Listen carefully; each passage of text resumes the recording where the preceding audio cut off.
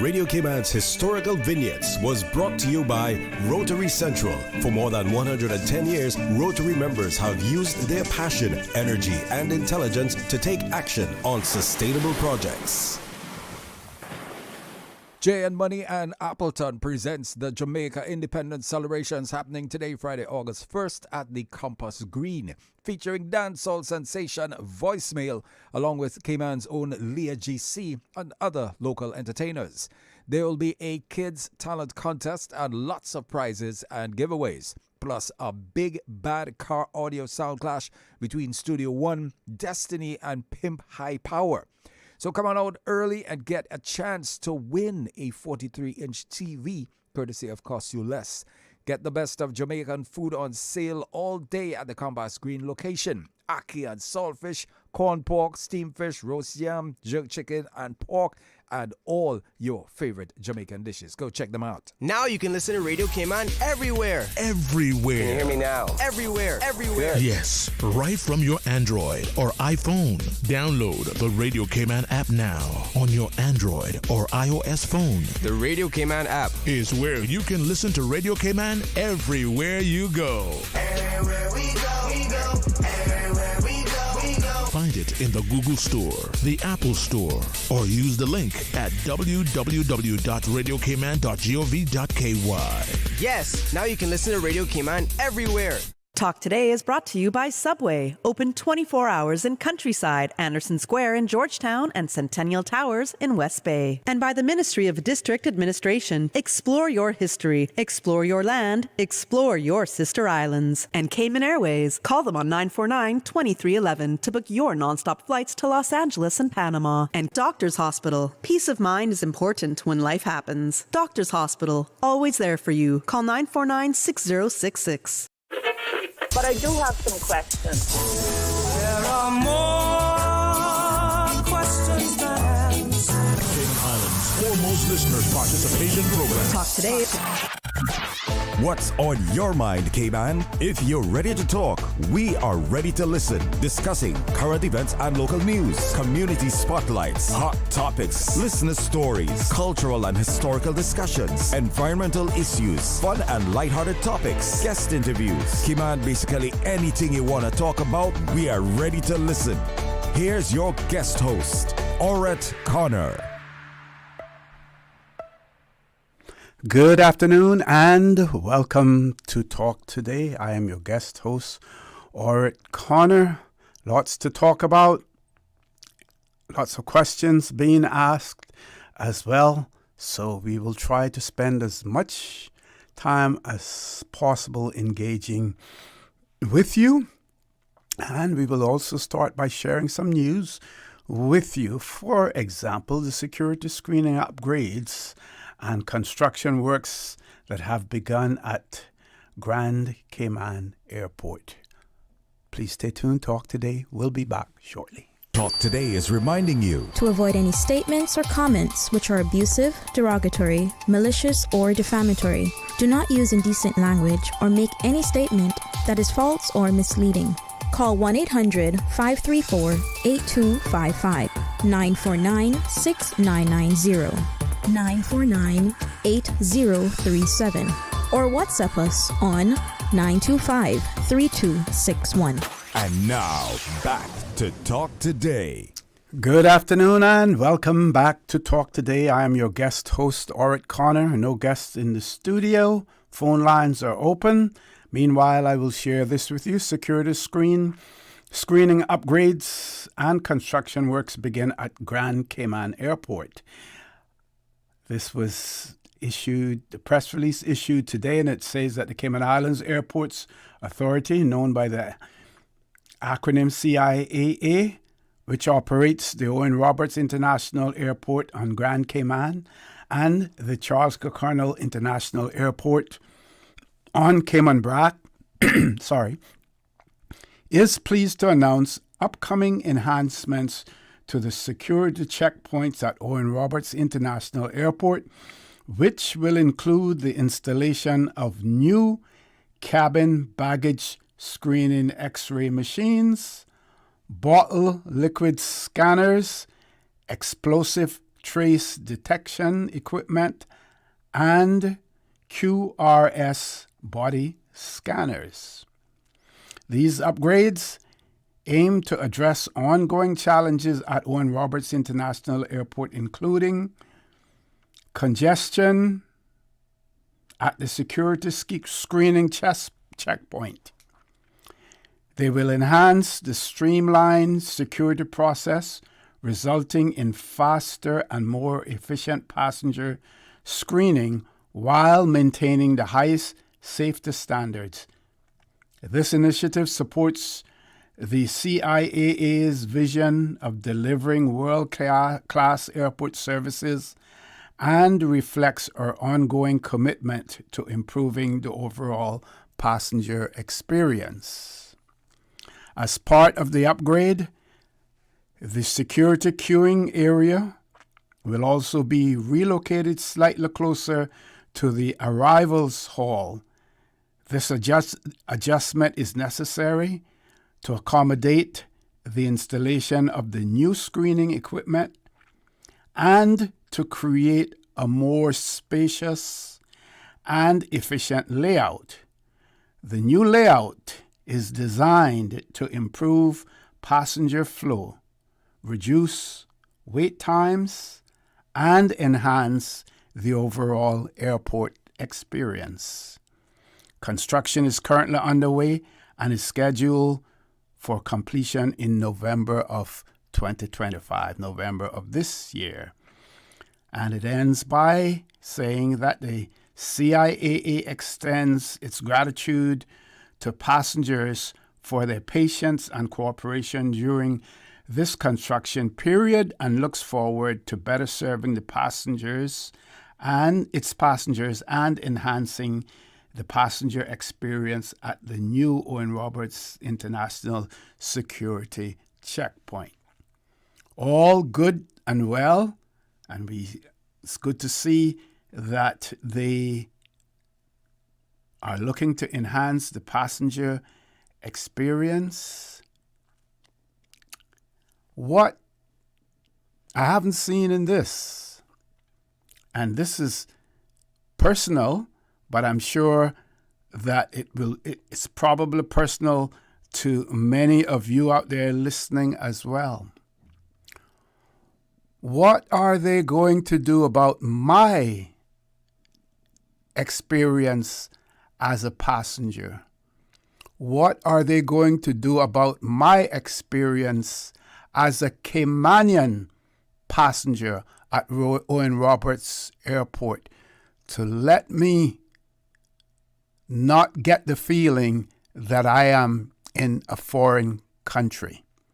And if you need further clarification or further interpretation of that, when are we going to get Caymanian faces, Caymanian voices at these checkpoints where we feel, at this point in time, many Caymanians feel that they are second-class citizens because they're being searched, they're being pulled down, they're being questioned by persons who are not their own. Now, the authorities at Owen Roberts International Airport may come back and say, well, we outsource that work to Caymanian companies who are responsible for the hiring. Well, if I'm awarding a contract to someone to do work for me, I have a whole lot to say in terms of how that work is going to be done and by whom. So your subcontractors should not be able to determine who they're going to hire. You should say to them what percentage of Caymanians, and if necessary, what percentage of indigenous Caymanians should be hired for those positions. You heard the representative from work this morning talk about the fact that we still have over 2,000 Caymanians who are unemployed as well. But yet, when I go through my airport, my security checkpoint, I feel like I'm in another country. We're going to take a commercial break. We have a caller. We're going to grab that caller as soon as we return. Please stay tuned. Talk Today. We'll be back shortly. Did you know ordering your favorite sandwich from Subway just got easier? Yeah, picture this. No more waiting in line. No more fussing with cash. Just a delicious taste of Subway at your fingertips. With our new app, ordering your go-to sub is as easy as a few taps on your phone. Plus, receive exclusive deals and earn loyalty points with every purchase made on the app. Download the new Subway app today and get ready to ditch the lines and drive straight into your flavor. Visit the App Store or Google Play Store on your mobile phone and search for Subway Cayman Islands. Subway. Eat fresh. Accidents and illnesses can strike without warning. Ouch! When it comes to urgent care, every second counts. At Doctors Hospital, we have a dedicated team of experienced doctors and nursing staff available to you 24 hours a day, 7 days a week. Don't waste time in an overcrowded emergency room when you need urgent care. Whether it's a broken bone, a severe infection, or a sudden illness, trust in Doctors Hospital's unwavering dedication to providing the best immediate care. For complete urgent care when you need it the most, choose Doctors Hospital, located in Georgetown, 16 Middle Road.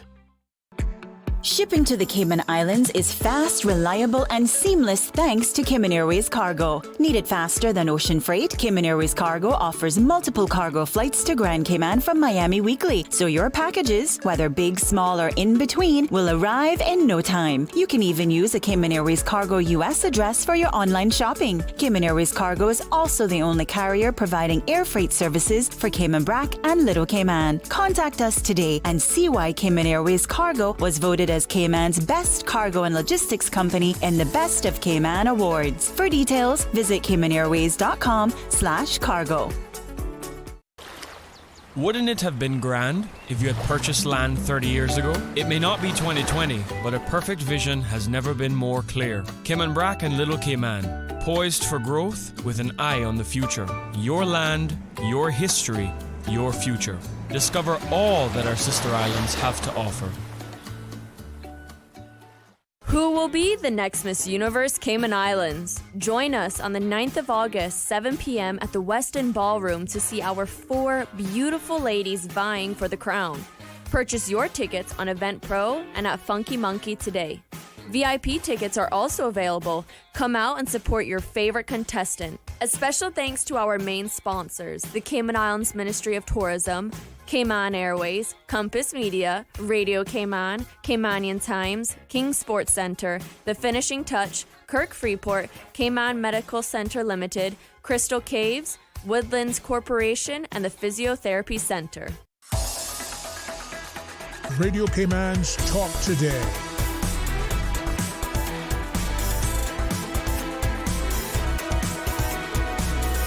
What is on your mind, Cayman? Good afternoon and welcome back to Talk Today. I'm your guest host, Orrett Connor, and we're going straight to the phone lines. Caller, good afternoon. Welcome to Talk Today.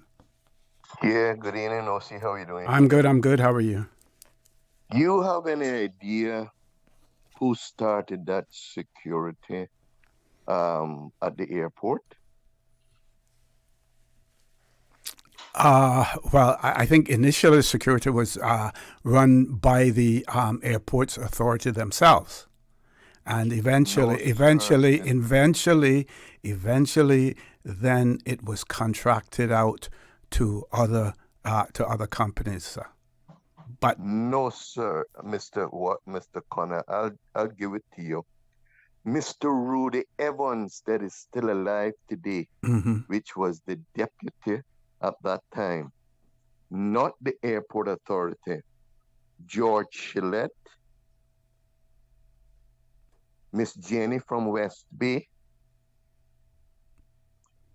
I think Miss Ellen Kay, and Mr. Louis Berry. And you were all police officers. Mr. Blair. My question is, you were all police officers? Yes, sir. Okay. So you were performing a police function. The two women. The two women. Okay. Not the two ladies. Myself and Mr. Louis Berry Mr. Rudy Evans was the one that started that security work at the airport. We were police at that time, but we were chosen and we were trained differently to security at the airport with the planes going in. Mr. Rudy Evans is still alive today, and I was one of them.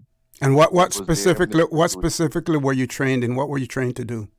We were trained to detection of bombs on the airplane, where they would hide a bomb or something in the airplane. We were trained a little bit different. And if you want to know more, Mr. Evans, Mr. Rudy Evans is still alive today. And then after that, then we had Mr. Adrian Watler, who's passed on. We had Mr. Seabert Wood. We had. But you're supporting my point. They were all employed by the Civil Aviation Authority at that time, but not us. Not us. Yeah, I would say that you were performing police functions, and they still have Royal Cayman Islands police functions performed there as well. Yeah, but we were specially for security, Mr. Connor, up there. Right. Yeah, I'm not questioning that. I'm not questioning about you were police officers, not civilians. Yeah. But not civilian. But what I'm saying, we were chosen and transferred from them, special for security at the airport. That's what we were. Okay. And I'm sad. I'm sad to see how it's gone now, because I don't see any Caymanians in that security department right now. Sad to see it, but I don't see it because I traveled a few days ago, and what I saw there, I didn't see any that I knew.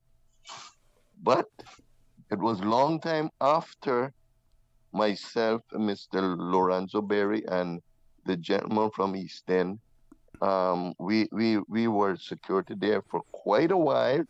And then after that, then the airport authority took over and started hiring different private people. But we were the ones that started that, because there were no security at the airport at all when we were chosen, and that's why Mr. Rudy Evans chose it and decided and picked it out. So just wanted to let them know that. And another thing, Mr. Connor, you said just now about an upgrade at the airport. I've been beating this horse for years. What happened to the fingerprinting at the airport?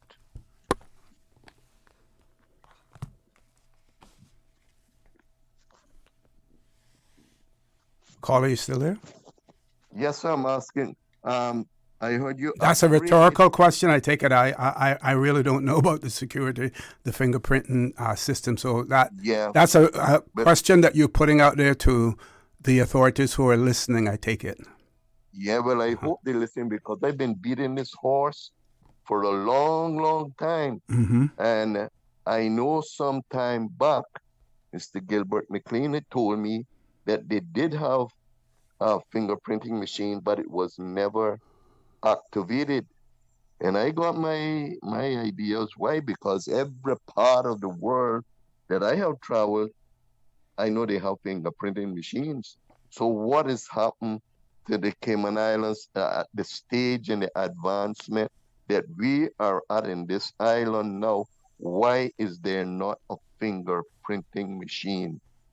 I putting that question out, and maybe somebody else that is more smarter than me can answer that question. Thank you, sir. Thank you. Thank you very much, caller.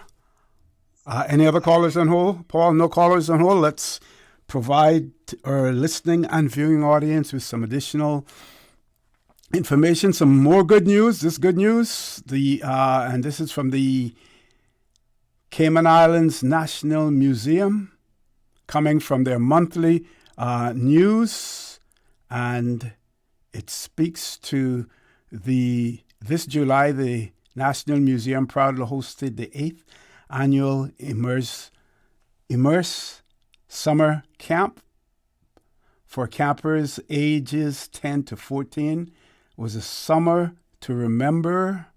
Over 2 fulfilled weeks, campers explored daily themes inspired by the museum's exhibits, diving into topics like natural history, maritime culture, and Caymanian life in the past. With hands-on activities, exciting field trips, and sessions led by guest experts, the camp brought out core values: discover, learn, explore, and create to life, helping campers build skills, confidence, and lasting memories. And they are extremely thankful for all who joined them for this unforgettable experience as well. And there's another story here about a new donation honoring one of our national heroes, Mary Evelyn Wood.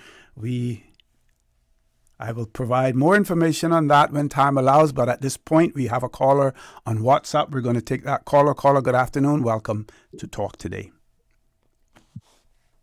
Hey, good afternoon, Mr. O'Connor. Hey, good afternoon. Good afternoon. Okay. Concerning security at our airports, Mm-hmm. do you know if Cayman Airways have air marshals that travel on Cayman Airways during their time of flying?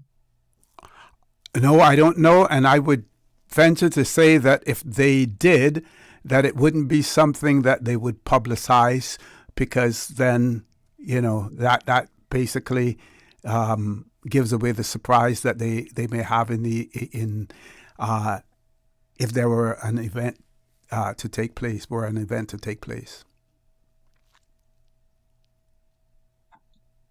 Okay, so you think it would be better for them not to let the public know that if they do? That is correct, and I believe that if you have been on international flights where there have been air marshals, federal air marshals from the U.S., you could look on that flight and be able to determine which one was an air marshal. But do you believe that they have air marshals on those planes, like the American Airlines? I have no way of knowing. Do you think it would be important that the government of the Cayman Islands have air marshals on Cayman Airways whenever they're flying? Do you think that is anything of importance? At this point in time, with the threat level the way as low as it is, I would say no. I don't think that it is necessary, at this point in time. Well, do you think it's good for the government to be complacent and to ignore that it's a possibility that Cayman Airways could be hijacked? I don't think that by not having an air marshal on board that is complacent in itself complacency, when you have all of the checks that are being made otherwise before you board a flight, and all of the safety precautions and security measures that are in place on the air side of the airport as well as the land side. Well, if you were on Cayman Airways and they got hijacked, would you hope that there's an air marshal on that plane? And what do you think that air marshal would be capable of doing? What they're trained to do. What is that? To save lives. But how? By doing what they're trained to do, to put the individual either in custody or to end the individual's life on the plane, that they're not able to take the lives of others. I think It's very important. And I think it would be too late to think of the importance of it after it has happened. And that is something that no one would want to experience. I personally believe they should have more than one air marshal. They should have one in the back of the plane, in the front of the plane, and in the center of the plane. Like I said before, they may. We don't know. And you said about the threat level. I guess you're thinking of 9/11 has been so far away now. The threat level isn't high. But what you see going on with the war in Israel and Palestine, there's a lot of protesting going on around the world concerning that situation. And we are a British overseas territory. So we cannot be complacent and think that because we are a small little island, that someone would not try to hijack Cayman Airways to prove a point concerning whatever the reason may be. So what happened then? And I understand you're putting the responsibility on Cayman Airways because that is our national carrier. But what about all of the other airlines that come and arrive and depart from here? Well, that's their responsibility. Okay, yeah. Thank you very much. Okay, thank you very much, caller. Perfect timing. We're going to a commercial break. Please stay tuned for the record. We'll be back shortly. Stay cyber secure with Cayman National. Here are a few tips that will benefit you. Ensure to log out completely when you finish any online banking activities. Be aware of phishing attempts and only click links from trusted sources that are sent from your device through emails and messages. Remember, Cayman National will never ask you for your credentials.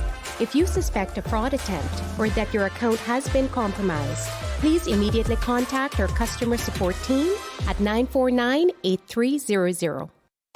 Hungry? Need Subway any time of the day? Yeah. We've got you covered. Subway at Anderson Square, Centennial Towers, and Countryside Shopping Village is open 24/7, serving up fresh, delicious subs anytime you need them. And for your weekend cravings, West Shore Center is also open 24 hours on Friday nights and until 1 a.m. on Saturdays, because it's never too late for a great meal. Skip the line and order ahead with the Subway Cayman Islands app, or get your favorites delivered straight to your door with Bento and Let's Eat. Fresh, fast, and always here when you need us. Subway, eat fresh.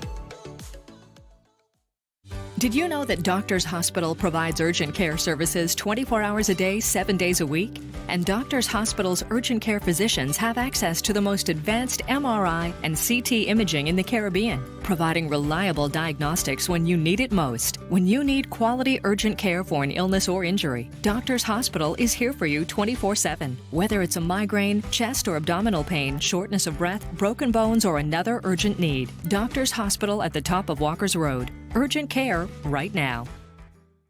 The best foundation you can wear is glowing, healthy skin. The offices of dermatologist Dr. Wayne Porter specialize in enhancing your skin's well-being. Whether you're seeking advanced skin care, including any skin cancers, Botox, filler, cosmetic skin enhancements, or simply looking to reduce wrinkles, Dr. Porter offers a full-service dermatology and dermatological surgery practice. For more information, email drportercayman@gmail.com or call 946-9020. That is 946-9020.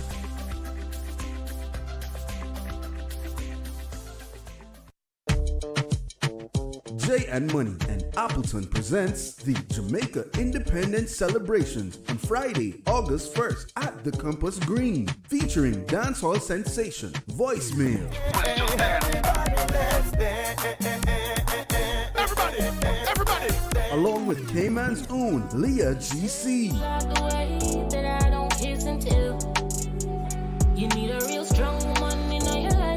And other local entertainers. There will be Kitty's talent contest and lots of prizes and giveaways. Plus, a big car on the sound. Come out early and get a chance to win a 43-inch TV, courtesy of Cost You Less. Best of Jamaican dishes on sale all day at the Compass Green location. Sponsored by Best Dressed Chicken, Popeyes, Wellies, Rodney's Car Rental, General Automotive Service, Wyatt Construction, Jake Scott, Kmart Hair and Beauty Supplies, iCool, Excelsior Biscuit, Breeze FM, and Radio Cayman. Smile for me, Jamaica. Radio Cayman's Talk Today.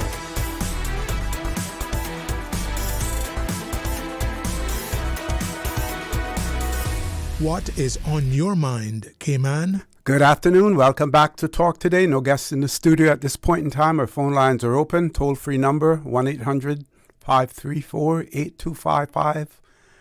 Also 949-8037, 949-6990. WhatsApp 925-3261. Let's share some more museum news with you. New donation honors national hero Mary Evelyn Wood. So the museum has announced that they are proud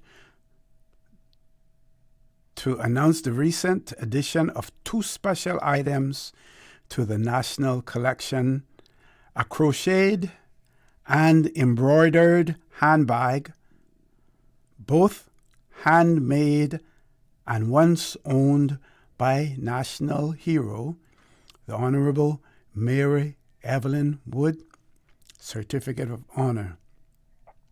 The bags were passed on to Joy Basdeo, MBE, as keepsakes after Mrs. Wood's passing. Mrs. Basdeo has now generously donated them to the National Museum, where they will be preserved and honored as part of Cayman's cultural legacy. And I want to say kudos and thank you to Ms. Joy Basdeo for passing those on to the National Museum. And I think more persons should follow her example. And if they have significant items, either of our national heroes or other Caymanians, to share them with the people of the Cayman Islands by donating them to our National Museum. Also, news from the Cayman Islands National Museum. Minister Rankin visits the National Museum, and I don't want to take too much away from his discussion. Minister Rankin is due to be on for the record on Monday morning. Monday would be the 4th of August, the 4th of August, and he's going to be on from 8 until 9. Of course, it'll be after 8 o'clock because the news will will end at around 8:15. So he will be with us until then. But meanwhile, the National Museum has provided us with some news that they were honored to welcome the Honorable Minister Isaac Rankin and the Deputy Chief Officer John West Dakers for a special visit to the National Museum. They toured their offices, met with staff, and enjoyed a guided walkthrough of the newest exhibitions. Conversations with popular art led by curator Dr. Verla Poupe. I know I'm making a mess of that. Let's just say Dr.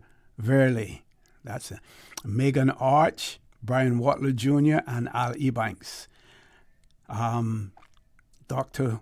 Poupe also gave a brief presentation on the museum's priorities and upcoming budget needs. I'm sure everybody has those budgetary needs. We are grateful for the minister's visit and continued support of our culture and our heritage. Then we also see where a turtle decoy was donated to the National Collection, and museum staff, board members celebrate Cayman representatives and Mr. and Mrs. Cummings recently gathered at the Cultural History Gallery to commemorate the donation of a 20th century turtle decoy gifted in celebration of the Seafarers Registry launch. This meaningful addition to the National Collection helps preserve and honor Cayman's rich maritime heritage. And of course, the museum and their staff, they're deeply grateful for the generous contribution as well. And they have given us a report on the Mango Fest 2025. And what an amazing day celebrating Cayman's favorite fruit. To everyone who came out to taste, dance, cheer, and enjoy, thank you for your energy and support. A special thanks to our incredible sponsors and partners, Department of Tourism, Hotel Indigo, Kimpton Seafire Resort, Department of Agriculture, and shout-outs to Lobster Pot Foster's and Hotel Indigo for their generous prize donations. We're also grateful to the chefs, vendors, and volunteers who made the festival truly special. And looking forward to Mango Fest next year as well. And I shared with you earlier about the Immerse Summer Camp. We also see here congratulations to Brian Watler Jr. Huge congratulations to our very own Brian Watler on receiving the Outstanding Alumni Award at the 50th anniversary of UCCI commencement ceremony. They point out that they are incredibly proud of Brian and all he has achieved, a true example of excellence, dedication, and impact. Well done. Yes, Mr. Brian Watler Jr., he is going to go, in my view, a long, long way as far as Cayman and the Cayman Islands government is concerned as well. Don't forget also that the museum, they're open on Saturdays from 10 a.m. to 5 p.m. Saturdays is free day for all residents. So you are encouraged to go out and explore Cayman's history and culture at the waterfront in Georgetown. You can take your family. You can make it a day of discovery. And don't forget to stop by our gift shop for unique local treasures as well. And I must say that at the recent launch of the Seafarers Registry, they had a little pop-up, a store in the Georgetown Town Hall, Constitution Hall, and I was able to purchase a book right there from them, a book that I should have had long time ago, but for some reason I didn't, and I took advantage of the opportunity to purchase it there. What I would love to see, and I'm seeing a photograph of it here, is what a turtle decoy is, or what it looks like. But it looks like it's some sort of wooden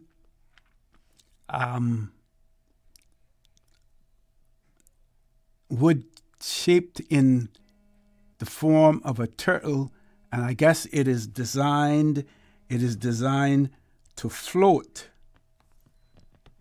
and to decoy turtles to the turtle nets or turtle traps, as well. That is extremely interesting. Not really sure, and I have never seen one before. If you know anything about a turtle decoy, be more than happy to hear from you and for you to share that information with us. Be more than happy for you to share that information with us as We discuss all of these important things right here on Radio Cayman. In about 2 minutes, we're going to be going to our news at 1 o'clock. I'll remind you that the phone lines are open, and we have a toll-free number, 1-800-534-8255, also 949-8037, 949-6990, WhatsApp number 925-3261.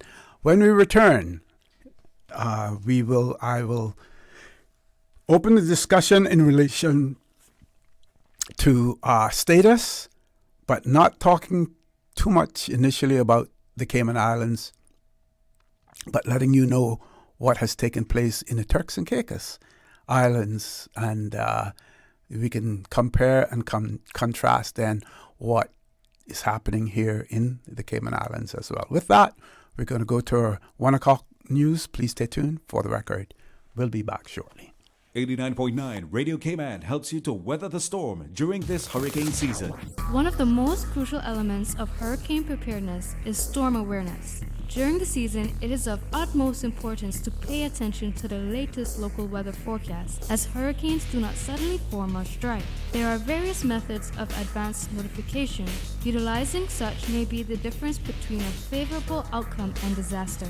Both television and radio serve as excellent mediums with up-to-the-minute storm path information in the wake of a hurricane. Another method of tracking a hurricane may be only arm's length away. Your smartphone or tablet can be your most valuable tool before, during, and after a storm, providing countless numbers of apps with crucial hurricane information. Many apps allow you to track storms with moving radar and satellite imagery, plus offer alerts, current conditions, forecasts, advisories, and even video. This hurricane preparedness tip was brought to you by your community radio station, Radio Cayman 89.9 FM. Information, entertainment, inspiration. Covering Grand Cayman, Little Cayman, Cayman Brac. Since 1976 till now. Radio Cayman in the Cayman Islands. From Radio Cayman's newsroom, this is Headlines. Local, regional, international news. The Headline News is brought to you by Kirk Market and Health Services Authority. I'm April Cummings with your headlines. Cayman Airways celebrating its 57th anniversary, and of course, there's an airfare sale. The airline is offering deals for travel between Grand Cayman and Miami, Tampa, New York, LA, Kingston, Havana, La Ceiba, and Panama. Airfares are also on sale for domestic flights between Grand Cayman and the sister islands, Cayman Brac and Little Cayman.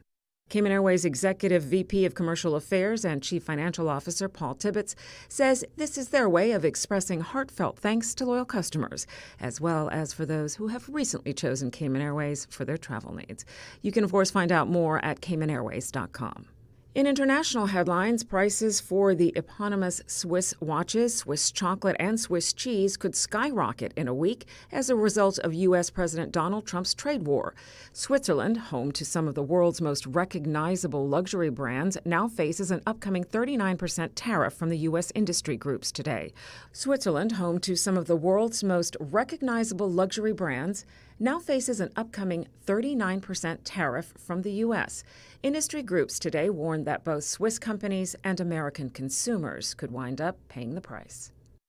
Astronauts sidelined for the past year by Boeing's Starliner trouble blasted off to the International Space Station today, getting a lift from SpaceX. The U.S., Japanese, Russian crew of 4 rocketed from NASA's Kennedy Space Center. They will replace colleagues who launched to space in March as fill-ins for NASA's 2 struck astronauts. Their SpaceX capsule should reach the orbiting lab this weekend and stay for at least 6 months. Those are your headlines. I'm April Cummings. Radio Cayman. More news available at www.radiocayman.gov.ky. Check out our social media pages: Facebook, YouTube, X, formerly Twitter, Radio Cayman Headline News.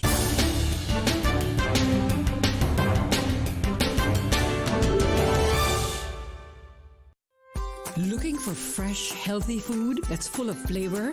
Then you've got to visit Kirk Market. Our dishes are made with fresh, high-quality ingredients. Enjoy vibrant mixed greens or satisfying pasta salads. Or try one of our delicious grill options like blackened chicken, spicy beef steak, or grilled salmon. Looking for something light and flavorful? We've got sushi rolls and poke bowls prepared daily. And don't forget to explore a hot bar or Billy Fresh salad at the Salad Bar. Stop by Kirk Market today for breakfast, lunch, or dinner and taste the difference. Eat well, live well with Kirk Market.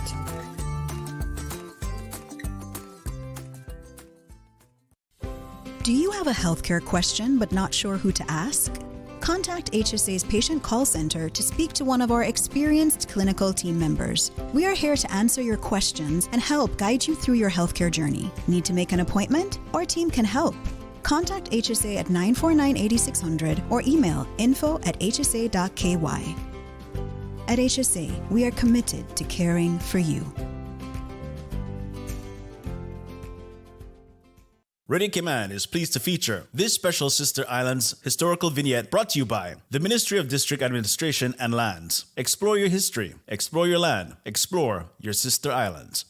Avernale Zini Foster Scott, 1915 to 2001.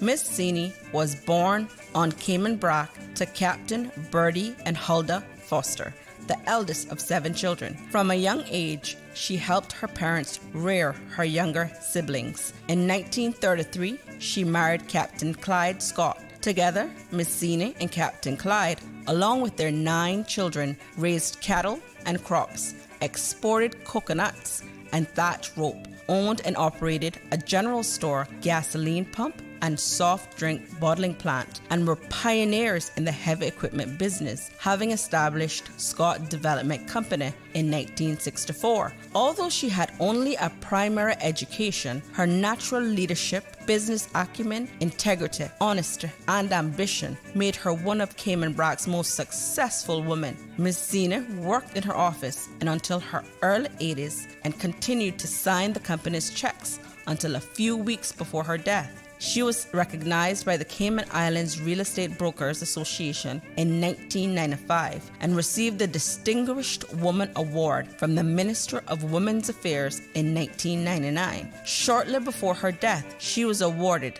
the Certificate and Badge of Honor. Radio Cayman is pleased to feature this special Sister Islands historical vignette brought to you by the Ministry of District Administration and Lands. Explore your history, explore your land, explore your Sister Islands. Explore your history, explore your land, explore your Sister Islands, the ultimate staycation experience. Your culture, your freedom, the land that time forgot isn't gone. It's your Sister Islands. Discover all that our Sister Islands have to offer. Radio Cayman's Talk Today.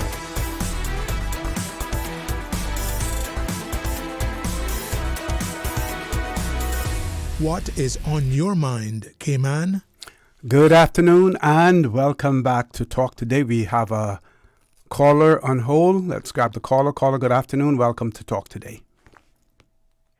Good afternoon to you, Mr. O.C. Good afternoon, sir. How are you? Just fine, thank you, sir. Hope you are. Likewise. I am, sir. Thank you. Thank you, too. Your favorite burr in the saddle here.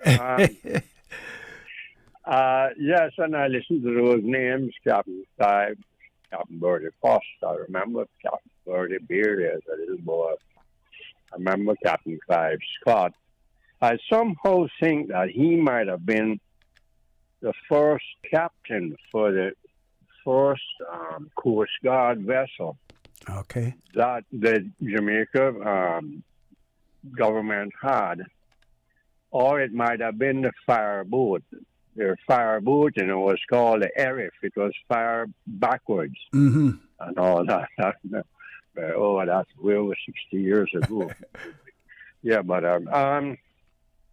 yes, and this morning I heard a young lady, Baz, talking about emancipation there and all that. Quite correct, but it was for every one of the countries, really. 1st of August was the actual abolition day. 1834, But of course, the time was actually the stroke of midnight, July the 31st, which essentially 1 second after that is the 1st of August. Mm-hmm. Why celebrate that. And I think Jamaica tied it in with their Independence Day, which was actually the 6th of August. Yeah. Mm-hmm. Yes, the 6th. And I believe, I could be wrong, but I think Sir Alexander Bustamante passed away on Independence Day 1977, or it could have been the day after. But there are those who can refute that or agree with me. And, it was, of course, a very a time of great celebration. It's hard to find words to really express that long overdue and the suffering that happened in the big island of Jamaica with the slaves. It was horrible and so forth. And we know there were huge slave uprisings there that actually led to the abolition. Otherwise, if it hadn't been for those uprisings, I think slavery might have been abolished several years later than that. The uprisings in Jamaica were very, very concerning to the British. Very concerning. So one was talking about the air marshals a while ago. Mm-hmm. I agree with you. You can't really put those things, broadcast those things. Exactly. You don't want to do that. And I think they used to have, but it might not be so necessary now, as you said, because the terrorism aspect isn't that great in this Western world as we know. The one incident happening there in the U.S., and that was the pilots themselves that being terrorists, suicidal. That confined 99% of it to the Eastern world. Mm-hmm. And that's it. The two greatest wars in history were caused by European countries: Hungary, Austria in the First World War, and then it would be Germany and Russia there with the annexation of the Sudetenland by Hitler, and etc., and caused by them tremendous loss of life and loss of money. But yes, I do agree with you. There needs to be more of a Cayman presence. All the other countries, they have their own people. 90% at the airport. Mm-hmm. You see that in Jamaica when you go there, and the Bahamas too. And I don't know much about Bermuda with that, but I imagine they're mostly all Bermudans at the airport and so forth, staffing things. And we can do likewise if we choose to. Those choices, those things regards those things have to be left up to our elected representatives. They can do things like that without holding referendums and all that, because as we know, that can be a very costly thing, and also it might not achieve very much government referendum, just put on the back burner, so to speak. What my friend Mr. Mario, I'm sure it was him, Rankin, mentioned this morning, something I've been saying a long time, and we know this, where everybody goes a roundabout way to agreeing with me about us implementing some form of direct income tax, because if our sheer dependency on work permit fees, I know some of them are so high, but I wouldn't doubt Mr. Rankin. He does a lot of research, Mario. Yeah, there's actually, you can go to the immigration regulations, and they have all the fees laid out there in the regulations. Yeah. Yes, but this is the thing. It's gonna put it. It's so important to our economy that many of our representatives are hesitant to change but it can be done. It can be done because we can do away with a lot of these onerous taxes, consumption-based taxation only. I can't think of any other country that's just applies that system only, and very little income tax we have here direct. A little bit comes out of each person's contribution to their health insurance and so forth. The mandatory health thing for the 85% of private sector people employees, it might be more than that. And the other taxes are not direct income tax really, but direct income tax would involve a very important thing, unemployment compensation, which you wouldn't have to dip into your pensions as they had to do with the COVID thing. And that would be a small amount because most people in any country would be employed or the country would fall flat on its face. So there's a 6-month window for people to collect from when they're unemployed. You should be able to find a job. Most people would in 6 months, so forth. And the money would be there in the coffers, the government, by a small increments taken out of everybody's salary as a percentage based, right? The only fair tax, really. It's based on what you earn. If you're not earning anything, you don't pay any, and that's it. But I think it's time, and I'm very serious about this, and over the years I have been very serious about it, and I have not stopped talking about it and don't intend to stop unless there's breath in my body. We must now start seriously to think about that and do away with some of these onerous consumption-based taxes which are unfair to the little man. The big boy can always pay them. They're paid for them, and there are people earning, we know, very high salaries here, and it costs them very little more to live percentage-wise. Many are they're paid rent or given housing allowances, and their medicals are paid for them at a very, very high form of income insurance that they receive with very great benefits, and that's paid for many of them. It's built into their salaries. And so it's time to even things up. And as I have said before, tax these people. They were taxed where they came from. They had to pay income tax. All of them. No use they're telling you they didn't. They had to. But did you, caller, did you hear what I shared the other day about the double taxation agreements that we have, that the Cayman Islands? So those persons, right, if they are law-abiding citizens, right, they have to pay, and depending on the type of controls that their country of origin has in place, they have to pay an income tax in their country. Even if they're working outside, they have to pay. Now, one of the options would be if the Cayman Islands decided that we're going to impose an income tax regime on everyone working in the Cayman Islands, including Caymanians, right? Yeah. Then it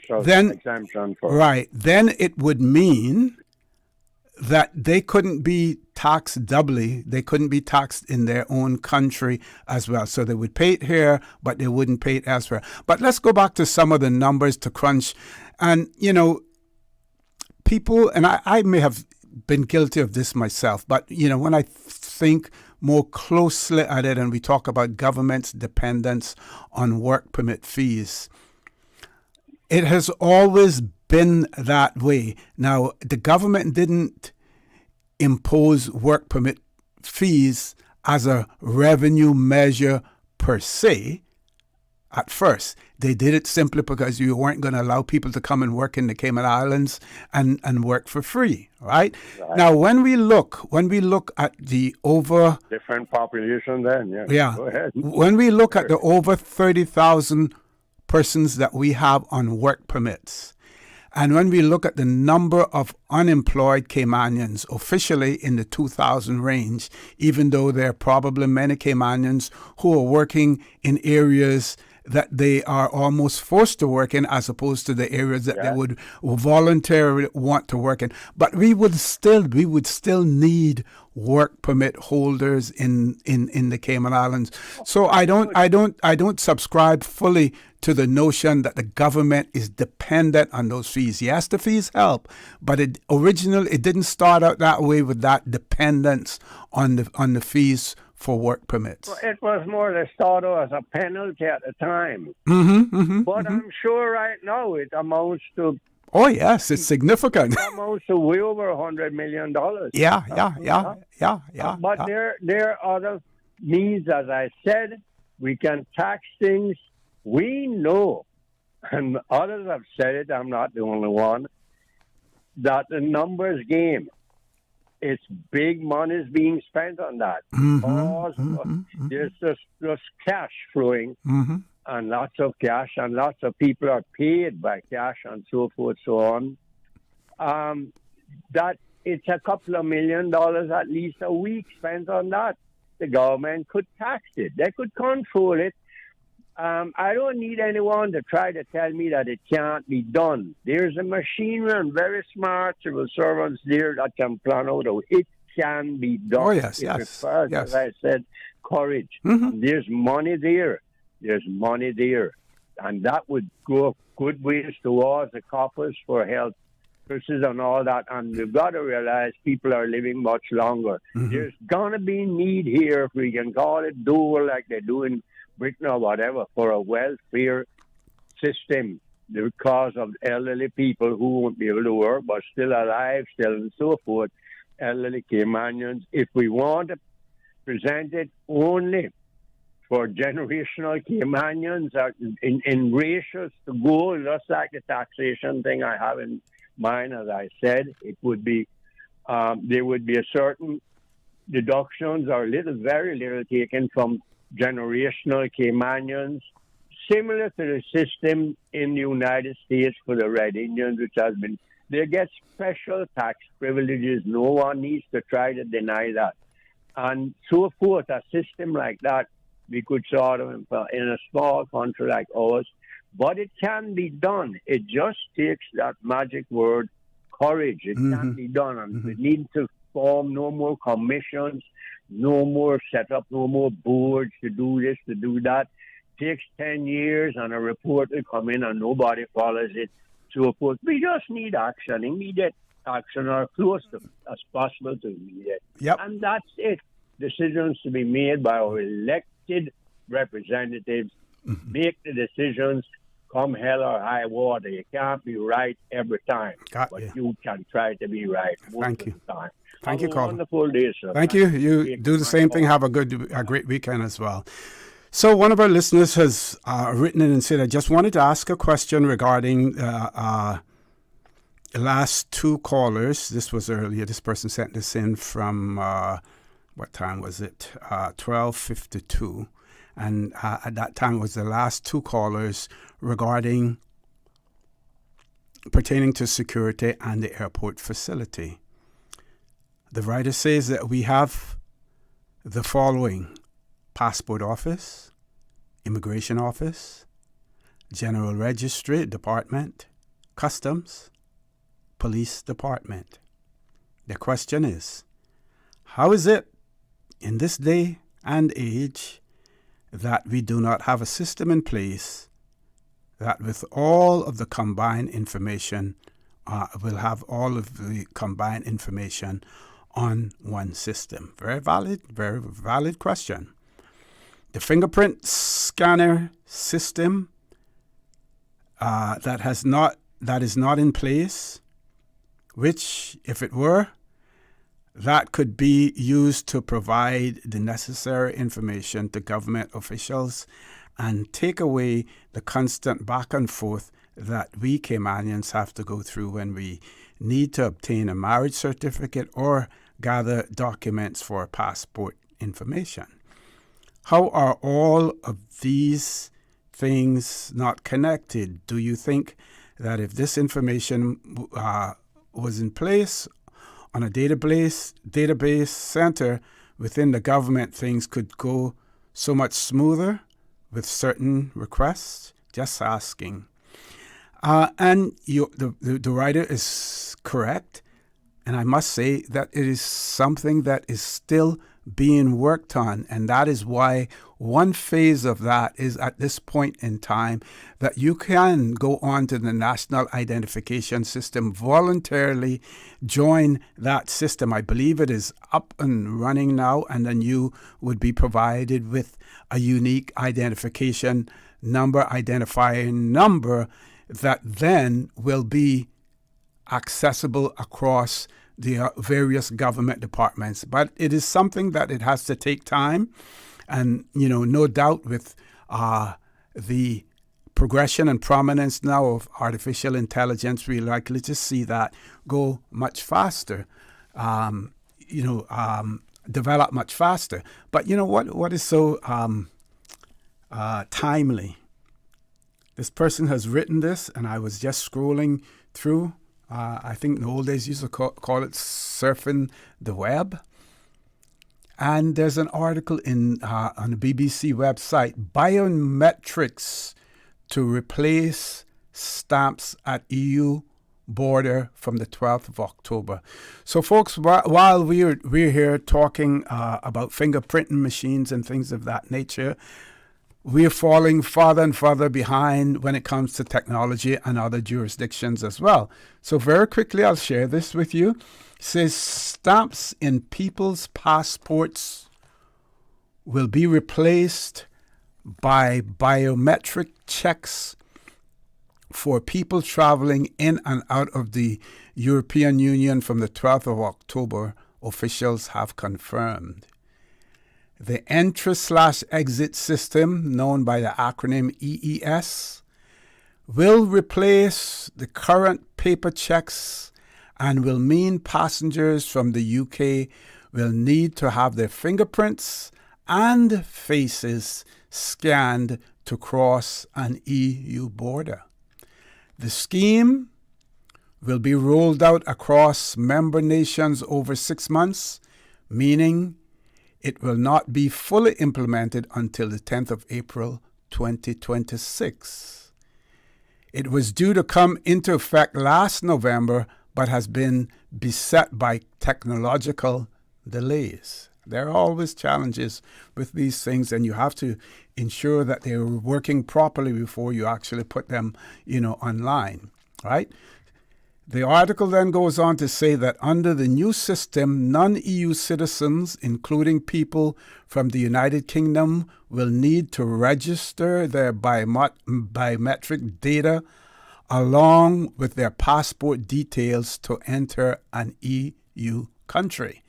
Anyone who refuses to provide the biometric data will be denied entry into the EU. I pause here for a second because we know at one point in time here in the Cayman Islands, authorities' concerns were that we're a tourist destination. We have so many American tourists coming into the Cayman Islands, and they may feel offended if they have to provide all of these details, but yet they have to provide them when they're going into their own country now as well. So we should no longer use that as a crutch for not requiring this biometric information. So again, I'm going to repeat that paragraph. Anyone who refuses to provide the biometric data will be denied entry into the EU. Currently, travelers have to present their passports to a border official to be checked and stamped. The data will be collected at the point of departure, either at an airport, port, or train station, where there will be dedicated booths for scanning fingerprints and taking a photo. This record will then be valid for 3 years and means on later trips, border officers will only need to verify a person's biometrics, which the EU hopes will take less time. People with e-passports will also be able to use the e-gates. There is no cost for the EES registration. And for most tourists, digital records will only be held for 3 years and a day. But for those who overstay the 90-day limit without a visa, will have their data held for 5 years. The system aims to tighten border security, but has raised concerns of long queues. The UK government has warned travelers to be prepared to wait during busy times when the scheme begins, as the checks will take several minutes to complete. However, the EU has said that once implemented, the EES will shorten waits at the border by enabling faster checks and allowing passengers to provide their information in advance. Since the UK left the EU, airports at many popular European holiday destinations have seen long queues of British travelers as their passports have required checking and stamping. There have also been long queues at the Eurotunnel, and the new system sparked concerns that waiting times for people traveling to and from France by car would only be exacerbated by the new system. Passengers will be given handheld devices to register in their cars, while French border checks have been implemented on British soil in the port of Dover, the Eurotunnel's Folkestone End, and Eurostar's St.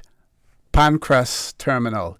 In May, the UK and EU struck a deal which allowed for UK nationals to use EU e-gates, but only after EES is introduced. Once the EES is in place, UK nationals will therefore be able to use e-gates where they are available, provided they are registered in the system, an EU Commission spokesperson told the BBC at the time. Some European countries, including Germany and Bulgaria, already allow e-gates across for UK citizens as well. And I remember going to France and in Nice, the airport in Nice, they have e-gates there as well. Folks, I've been reading for a long time, and it's a good point to stop and go to a commercial break. Please stay tuned. Talk Today. We'll be back shortly. Accidents and illnesses can strike without warning.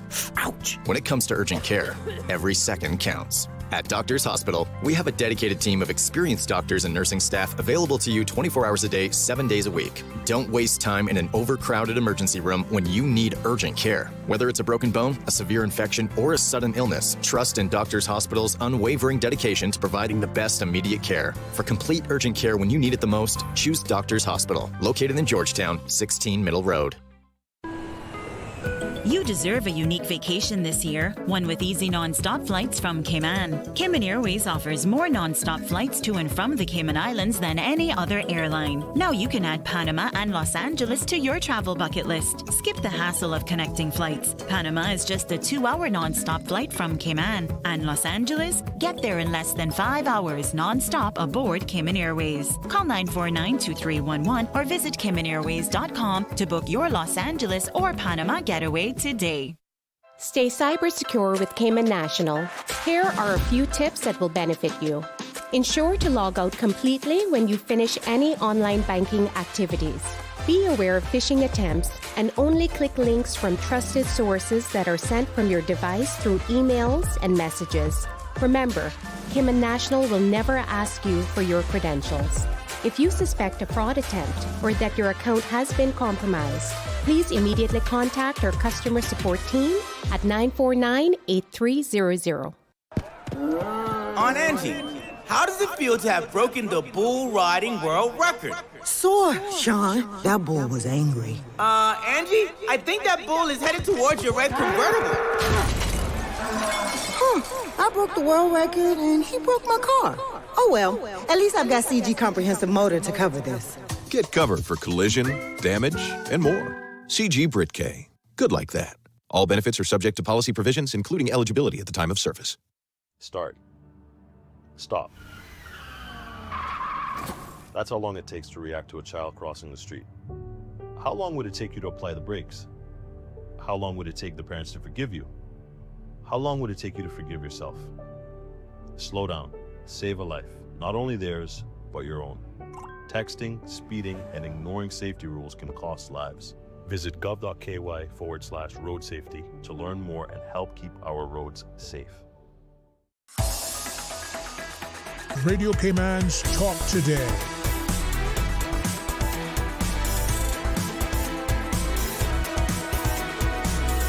What is on your mind, Cayman? Good afternoon and welcome back to Talk Today. I'm your guest host. My name is Orrett and we have no guests in the studio. We do have callers on hold though. Let's go to the phone lines.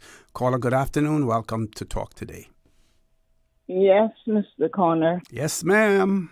I didn't get to hear your show today. I was out in the garden. Oh, you got to get one of those. You got to take your phone and use the Radio Cayman app and take it out there. That's what I do in the mornings. I put my phone in my pocket. Of course, sometimes because I'm using Wi-Fi, and if I get out of a range, I may lose it. But the feed. But that's what I do. I had it on in the house, but I still couldn't hear it outside. But I was outside working, making sure that no ganja trees was broken up unexpectedly in my yard. You know, I have to keep checking my yard to make sure no wild bush don't come in that kind of way. Uh-huh. So I was just taking a double check this morning in my yard. Mm-hmm. But this morning when you were finishing up your show, mm-hmm. you was talking about the school bus stops. Oh yeah. You got a call came in regards to the bus stops, but I didn't get to hear what the person was saying in regards to the bus stop. Can you remember what they were saying? In regards to bus stops for the school buses for the children. I'm trying to put everything in context now. You continue talking. Give me a little time, and I'll be able to put it all in context. I was saying that we need some proper bus stops for our children. Is it the Rotary or someone has these little ones up there, and they're throughout the island? But the majority of the bus stop, the buses stop. There's no bus stops. They're period for rain or sunshine. And someone called in regards to the bus stops. You don't remember? So my question would be, in the meantime, though, do the school buses, do they have fixed locations where they stopped and where the children gather so that you don't have to make stop after stop after stop? That's what I'm talking about. We do have our stops. Okay. But those stops don't have any bus no bus stops for no shelter. We have our stops. Don't get me wrong, not our stops. But 99.9% of them has no shelter whatsoever for our children, rain or sunshine. And does the Department of Education Services, do they know where those stops are? Oh, I'm quite sure they do. Sir. Because that's the that's the information that they would want to work with, in terms of now locating bus stops in those areas. Well, Mr. Connor, this thing's been going on. We have had a school system from day one, and no bus stop has shelters. Let me stress it. Shelters has been provided for our children for no district. Like I say, we got those little, is it Rotary? What is it? Rotary? Rotary. Rotary has these little ones up there, like I said, but they're not everywhere. And far as we're concerned, a lot of people don't consider them in this shelter and bus stop for our children. But like I told you earlier, across from Palmdale, there's apartments across would be on the left-hand side coming towards Georgetown. I think there's one or two up there on that sidewalk. And we got like 2 or 3 kids be up there.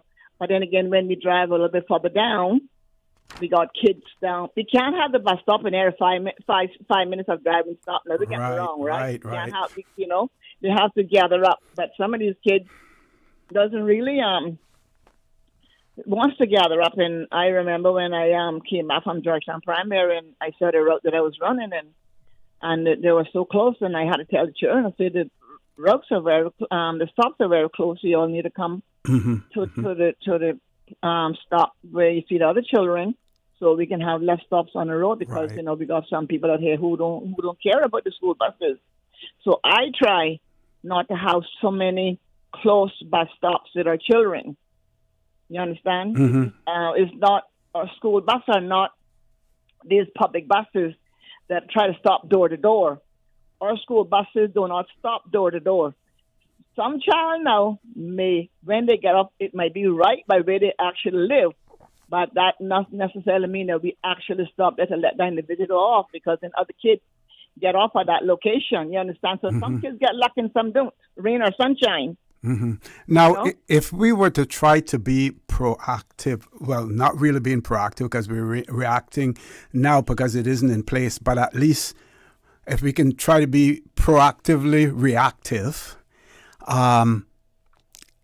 we could start by compiling a list of the locations where the buses currently stop. Why don't we start with that?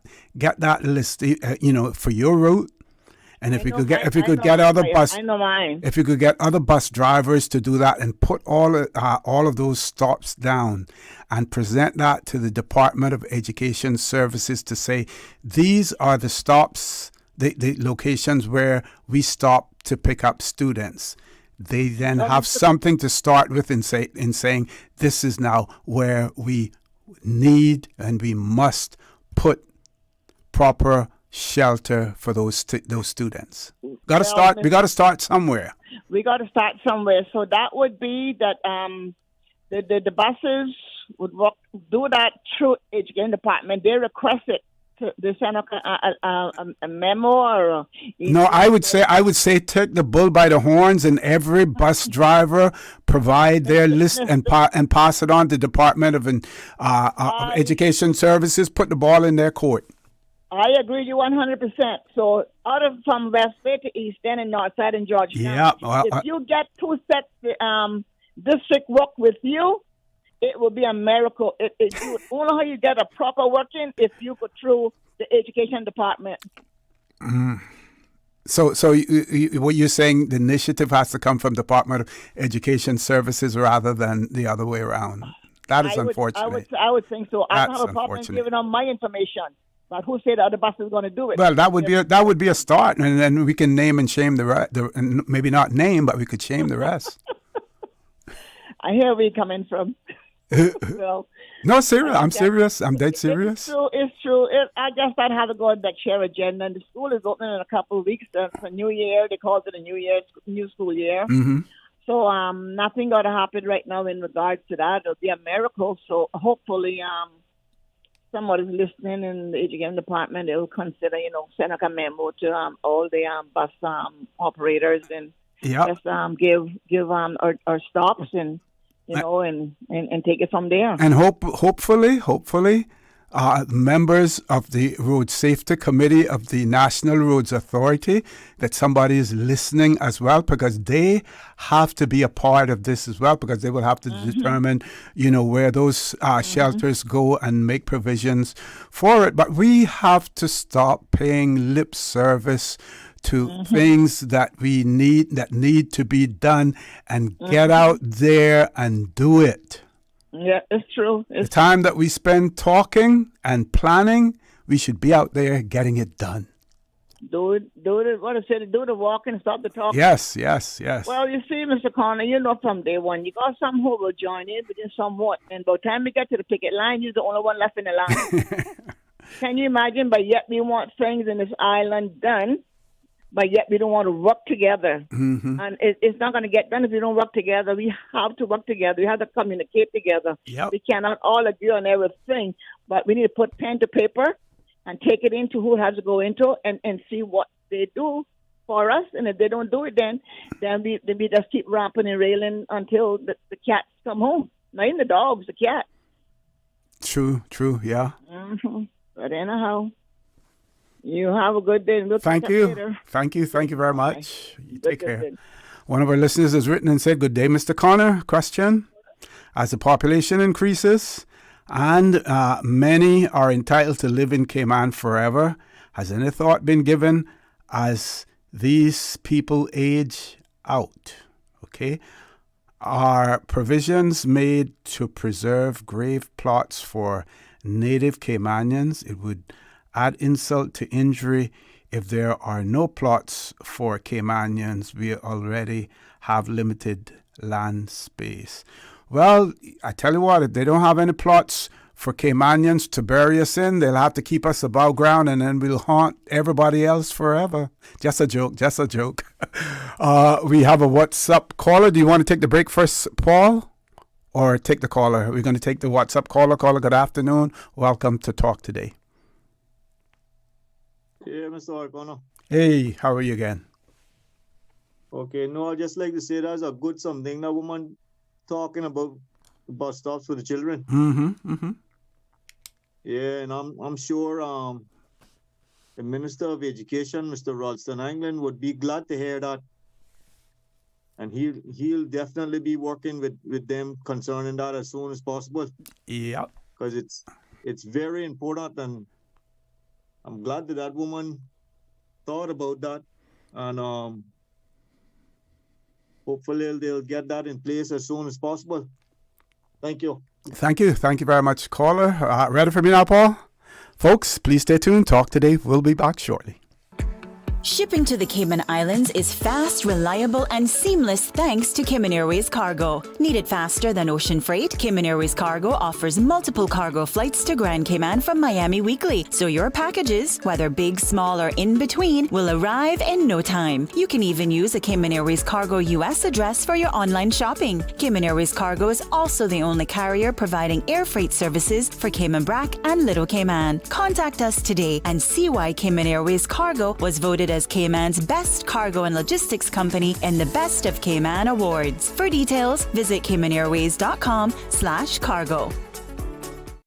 Did you know that Doctors Hospital provides urgent care services 24 hours a day, 7 days a week? And Doctors Hospital's urgent care physicians have access to the most advanced MRI and CT imaging in the Caribbean, providing reliable diagnostics when you need it most. When you need quality urgent care for an illness or injury, Doctors Hospital is here for you 24/7. Whether it's a migraine, chest or abdominal pain, shortness of breath, broken bones, or another urgent need, Doctors Hospital at the top of Walker's Road. Urgent care right now. Stay cyber secure with Cayman National. Protect your computers and mobile devices with security software to defend against cyber attacks through viruses, malware, and other online threats. Be aware of unsecure Wi-Fi connections when in public. If you need to access your online banking or sensitive information on your mobile devices, try disabling the Wi-Fi and switching to data from your mobile network. If you suspect a fraud attempt, please contact our customer support team at 949-8300. Freedom, Cayman Brac. Freedom, Little Cayman. Soft breezes, blue waters, no traffic. Unwind and rejuvenate your mind, body, and soul. Sister Island Staycations, a taste of freedom. Discover all that our sister islands have to offer. It's a sizzling summer with J&. Money. You can win a luxury weekend getaway for two when you send or receive money from now until September 30, 2025. That's right. We're turning up the heat this summer with J&. Money. Visit www.jnmoneyonline.com to learn more about how to win. What are you waiting for? Send, win, relax this summer with J&. Money. Storms bring wind, rain, and unexpected costs to buy supplies, secure your home, or make minor repairs. Incidental expenses not covered by insurance. Until now, with Cineco's parametric coverage, you get automatic payouts within 2 to 3 weeks of a Category 3 or stronger hurricane, whether or not you have damage. Available only through Cineco's homeowners insurance. Visit cineco.ky to get a quote today. Cineco. keeping Cayman covered. This summer, Cayman is growing something special. The Backyard Garden Program is here, bringing free grow boxes, seeds, and soil right to your doorstep.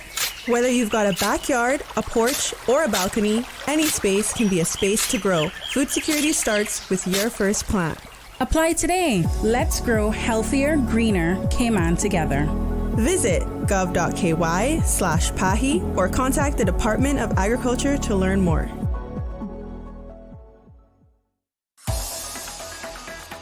Radio Cayman's Talk Today.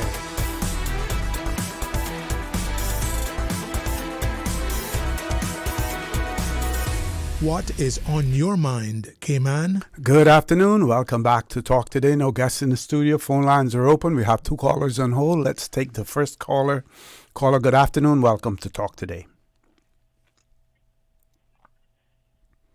Good afternoon, caller. Welcome to Talk Today. Good afternoon. So, see you again. Yes, sir. Didn't realize it was me. Just wanted to say quickly what I'd forgotten a while ago is a thing that you and I battled was that the district councils, advisory district councils. Yeah. I wondered if you had ever thought about what that seasoned veteran politician, Mr. McKeever Bush, had often talked about was a second house, a Senate. And I do know that there are other countries that have a Senate. Here, I think Trinidad has, and maybe Guyana, and I know they're more or less kind of semi-republics. But and then Jamaica has. Yeah, Jamaica has. The Senate doesn't come to that, and so forth. What have you ever thought about that? And if it might be a good topic for discussion with you, you have an amazing way of getting information and getting a conversation going yourself and Chalo with different things that are going to be important.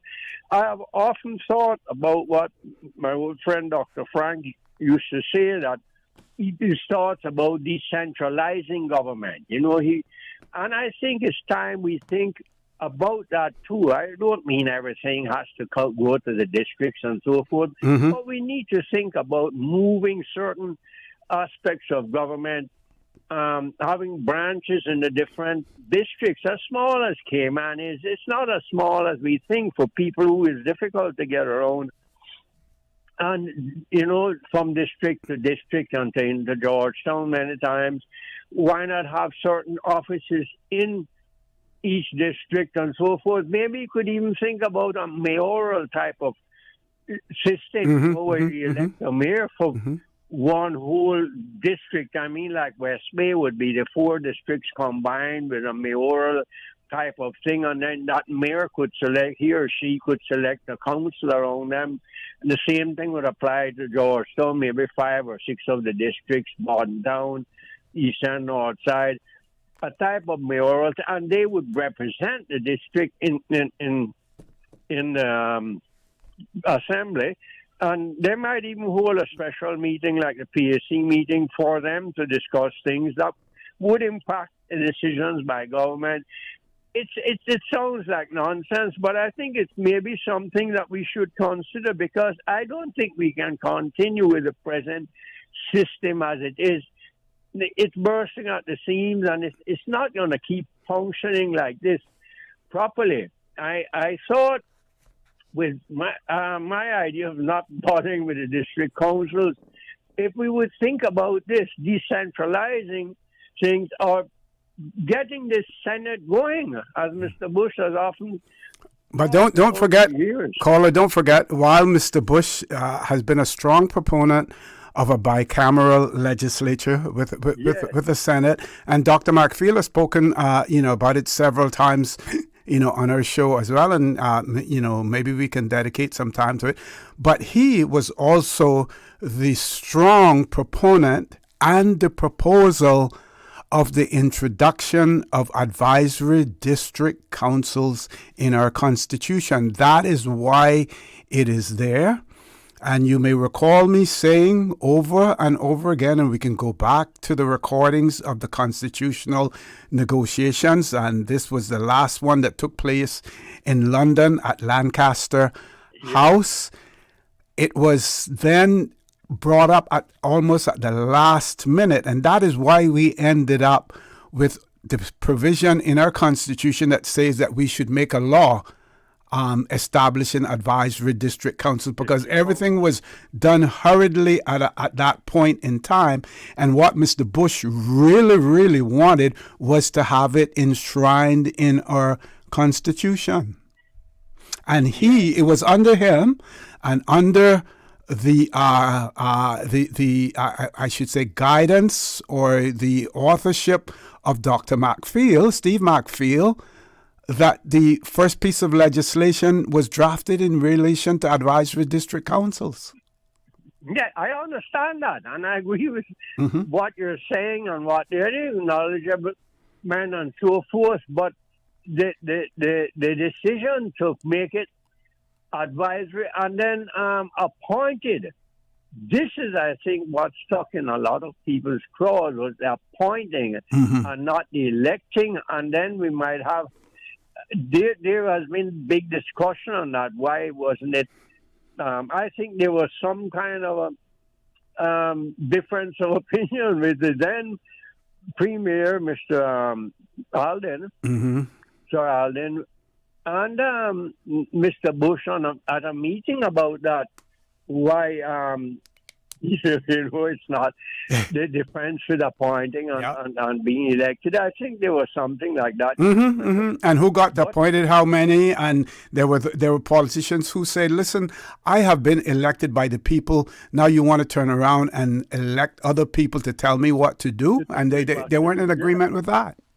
This is the whole crux of the matter, that I think many of people, including our elected representatives, did not quite understand, or to put it better, maybe did not agree with the Constitution as it was. And I understand there are several learned people who did not vote for it or who were against it. And I mean, privately they would tell me this, and they've spoken to it publicly too, that they were against it. And this is my thing with the district council thing. It's very controversial.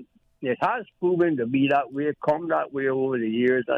It all has to do with what we decide to put in the legislation. If we can get agreement in terms of what goes in the legislation, there won't be any problem whatsoever. I'm going to ask you to leave us there, though, because we're going to try to grab another caller before we go to our break. About maybe discussing that. Okay, thank you.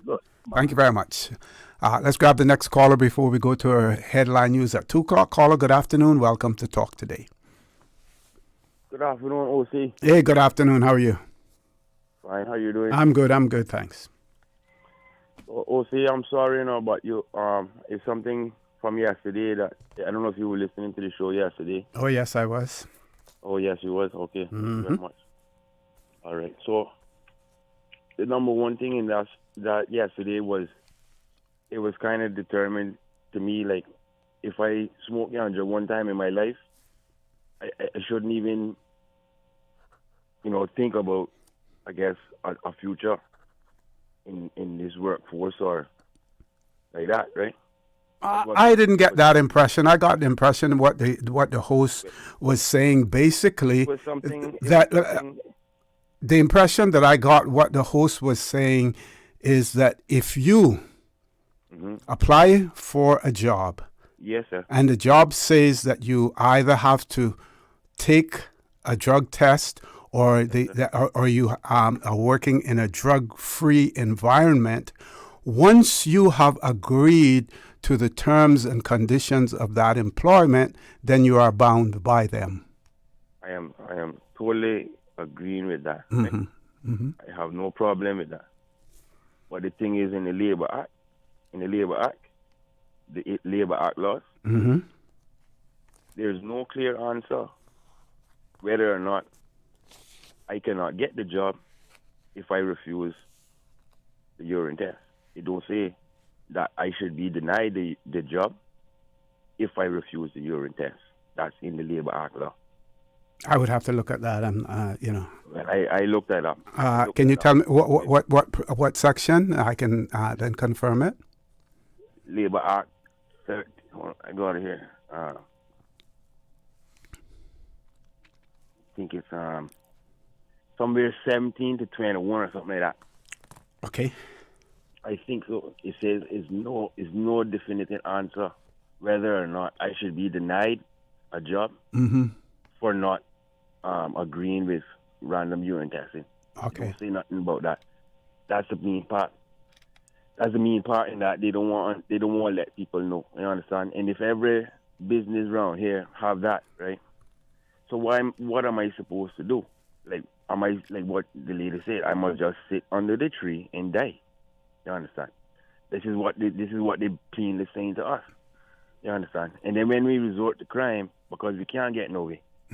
So what would your suggestion be then? What would, if you for you to go out there and work in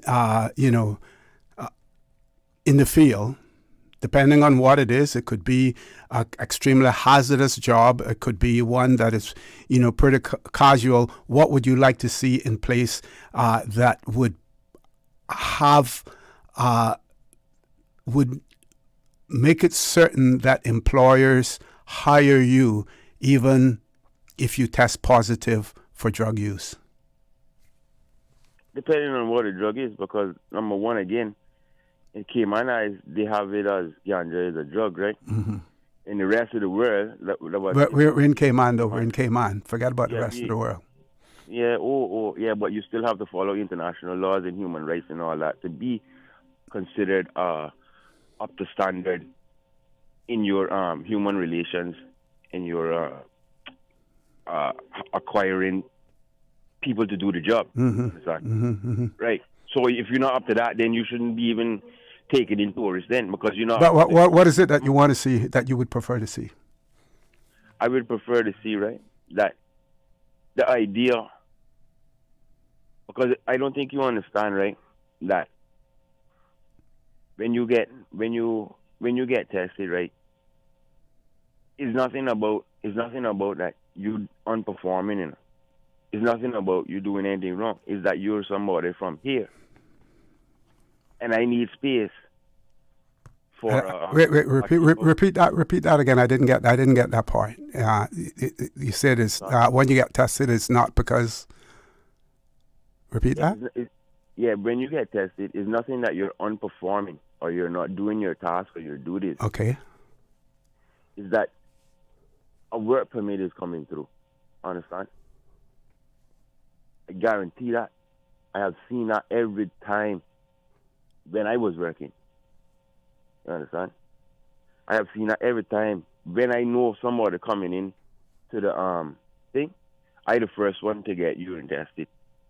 Right? No, I don't do nothing at those times. Totally sober. I was somebody trying to live the legit and trying to be this upstanding Caymanian they pretend to have around here. You understand? I still have to get questioned and urine tested in random urine test. No problem. But when they come out with the false positives and I ask to redo it, no. When you go and you try to tell somebody about that, no, but you must be smoking ganja. You must look like you're smoking ganja. You understand? And as the lady said before, they could tell just through looking at someone how they acted and how they responded to things. I'm not sure that she say that. I think you're putting too much. I listened to the show and she made sure that she came back and made it quite clear that she wasn't singling out anyone. She was just speaking in general terms. Don't pin it on her. Don't pin it on her. She's speaking about generalizing. Yes, the ganja. Anyways. Before I could have finished what I had to say, they wouldn't answer the full question on why this ganja law was being made. You understand? This ganja law was made based on racism. And you tell me how good in racism Cayman is. They forget that the rest of the world has abolished slavery. They forget that. They don't understand that this drug law is for racists. Okay. means. Caller, I have to go to gone 2 minutes past the 2 o'clock news, but the show will be open until 2:30. Folks, please stay tuned for the record. We'll be back shortly. Radio station. Radio Cayman is the voice of the Cayman Islands. From Radio Cayman's newsroom, this is Headlines. The headline news is brought to you by Kirk Market. I'm April Cummings with your headlines. The Ministry of Education and Training officially receives the completed John Gray High School Project C. Project C centered on the expansion of the school's state-of-the-art sports facilities, which now include a football and cricket field, as well as courts for basketball, netball, and pickleball. The upgrades are designed to enhance student wellness by increasing opportunities for recreation, physical activity, and strengthening academic programs such as physical education. In international headlines, 5 people, including 2 Haitian nationals, are due back in a Jamaican court on September 15th following a major marijuana bust in St. Andrew. Police say they intercepted 2 vehicles on July 18th and found more than 3,000 pounds of ganja worth about 9.3 million Jamaican dollars. All 5 face multiple drug trafficking charges, while the Haitians are accused of illegal entry. The case file is pending and bail applications are expected at the next hearing. U.S. President Donald Trump says he has ordered 2 U.S. nuclear submarines to reposition, warning Russia after what he called highly provocative comments from former Russian President Dmitry Medvedev. Trump hopes to avoid escalation, saying, quote, words can lead to unintended consequences. The move comes as Trump's envoy heads to Moscow with new sanctions threatened unless Russia agrees to a ceasefire in Ukraine within 10 days. Those are your headlines. I'm April Cummings. www.radiocayman.gov.ky. Check out our social media pages: Facebook, YouTube, X, formerly Twitter, Radio Cayman Headline News.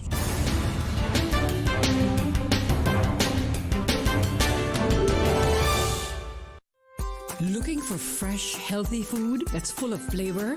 Then you've got to visit Kirk Market. Our dishes are made with fresh, high-quality ingredients. Enjoy vibrant mixed greens or satisfying pasta salads. Or try one of our delicious grill options like blackened chicken, spicy beef steak, or grilled salmon. Looking for something light and flavorful? We've got sushi rolls and poke bowls prepared daily. And don't forget to explore a hot bar or Billy Fresh salad at the salad bar. Stop by Kirk Market today for breakfast, lunch, or dinner and taste the difference. Eat well, live well with Kirk Market.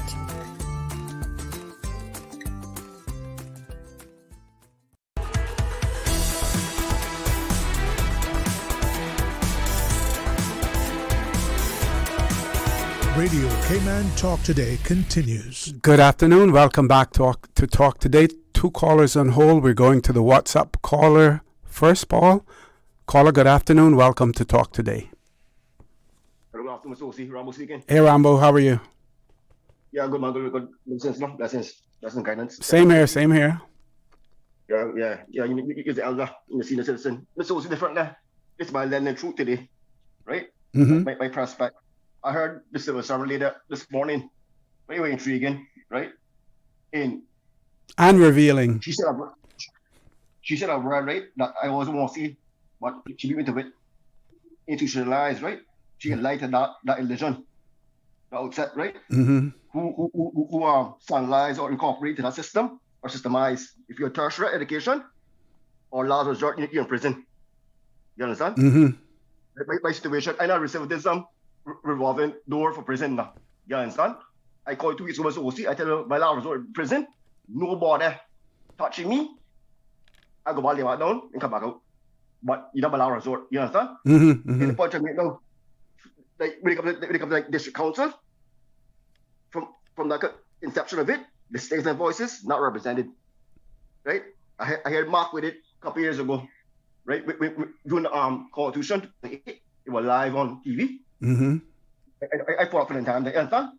This was in what happened now. Normally, right? The deputy governor always advocate for second chance, second time, right? I called Usa Talk Show about 6-7 years ago. He won Friday, called him on Friday morning. And they ordered the fall, right? Second, third, consists, right? When it comes to like public sector, right? But what happened now, those jobs usually for like DEH or recreation, right? You need to cross the board with civil servants.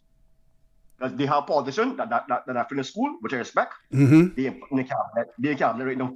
They don't learn and the job, Mr. OC, you don't discriminate no job or the occupation. Right? You don't, but they are politicians that are in the school. And I respect the marks and he do anything in cabinet right now. Mm-hmm. You know what I'm saying? Mm-hmm. So people have this notion of policy or delusions, but you need to be certified, this and that. You understand? And Mr. OC, I wrap it now. We got a political, right? They have a fool's errand upon this political endeavor, right? And that's why we always, because laws of conflict, like say for instance, the Germans, right? The Germans, both parents are Germans. Mm-hmm. They're right in the stick. You feel me? Mm-hmm. So that's why nepotism and stuff trickle down back to Cayman, right? And you always have a tennis, Mr. OC, like you know. I voted, like I tell you, on a Wednesday, we have Mr. Tatum on. I voted several times, right? And you always have a prejudge of contemporary people like me that, you know, I henceforth about the rising in the future. Mm-hmm. I had a last caller, which I know personally, I had my school together, right? But I had a last caller talk about this US specimen. Right? Mm-hmm. I had the devil Mr. Fountain years about it. That what I'm making. Mark Ives radical about it too. You understand? I see Mr. OC 21 years ago, right before Ivan, I worked a big major job site now. And one of the contractors, he wanted to advocate urine tests for our department, I mean our contractor, our, you know, own us now. Mm-hmm. But they find out he'll cocaine. He had to go. You see what I'm saying? So was he subjected to the test as well? Yeah, because he was a cocaine, right? A private contractor. Mm-hmm. You know about that. Yeah, that in Bacon. But four of us did the urine test. I was there that day. Mm-hmm. I finished my apartments at the time. Right? I was very, no vision with my apartments at the time. I finished up. Okay. But that day I never worked that morning. Mm-hmm. Yeah, so I was the point right now. We need to step up. And the only thing going on now, if you get Godfathering, and like my saying now, you vote for who, you know is who, get a job, and pull a weight and do what you do. This was over the weekend. All right, Rambo, you take care as well. Let's grab the next caller. Caller, good afternoon. Welcome to Talk Today. Yeah, Mr. Connor. Yes, ma'am. I just heard on your news they were talking about the new basketball court down on the old John Gray compound on Walker's Road. Okay. Yeah, I watched them build that on a daily basis while school was in. And from what I saw just the other day from Walker's Road, you see one part when you're in the school compound and when you're on the main road, you see a more beauty of it. You know what I mean? Mm-hmm. And to see how beautiful and organized that is, and I cannot recall hearing anyone complaining anything in regards to what it will cost or what the cost and why they're doing what they're doing. But this is what happened to our children today. We need to invest in them and to extent to get the price once it's being used to enhance our children, keep their minds focusing on education and whatever sports that they may like down the line and in the future. But that old John Gray compound, Mr. OC, it is beautiful from the road as well as back of the school where the school buses park on a daily basis. So that's good to know. Sure, that's good. Huh? I said that's good to know. I'm quite sure it will be open for school when school opens next couple of weeks. But it is beautiful. Well done, but I never heard nobody complain about it, why they're building it and what the wasting is going to for and what cost and blah, blah, blah, blah. We need to put those things aside and focus on our children. Mm-hmm. All right. Thank you. Okay. Thank you. Thank you. Good. Very much as well. I'm scrolling through the labor law here to see if I could find out what the caller had said in relation to Section 17. I haven't been able to find that. I see things about termination for failure to perform duties in a satisfactory manner. Termination for misconduct, but it doesn't speak specifically to drug use. I also see dismissal for good cause. Doesn't cover that as well. I will continue to look, but if someone can help me with this, health, safety and welfare at work general application, except in otherwise indicated in this part, applies to all workplaces. The Cabinet may, by regulations, extend the application of this part to such installations or operations as may not be within the definition of workplace, but to which it appears reasonable to extend, except where otherwise expressly provided. This part shall be in addition to and not in substitution for or diminution of any other law. Nothing in relation to that as well. Health, purpose, the health of a person employed or performance, nothing in relation to that. Speaks generally about safety, about welfare, special protective measures. No person shall be permitted to partake in food or drink in any room where any lead, arsenic, or other poisonous substances can be used. Suitable goggles where. So it's all designed to ensure that there's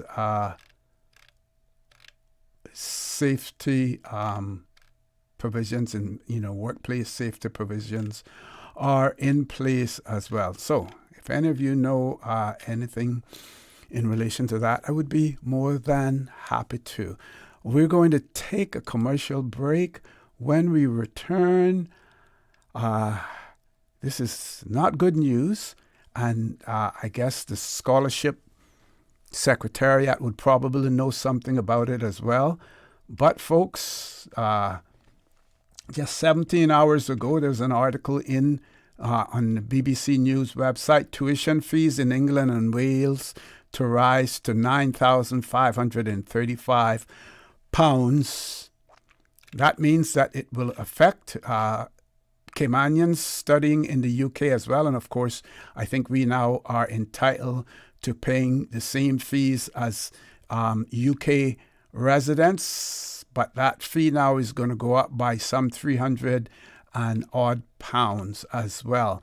Whether or not it will affect those scholarship recipients who already have their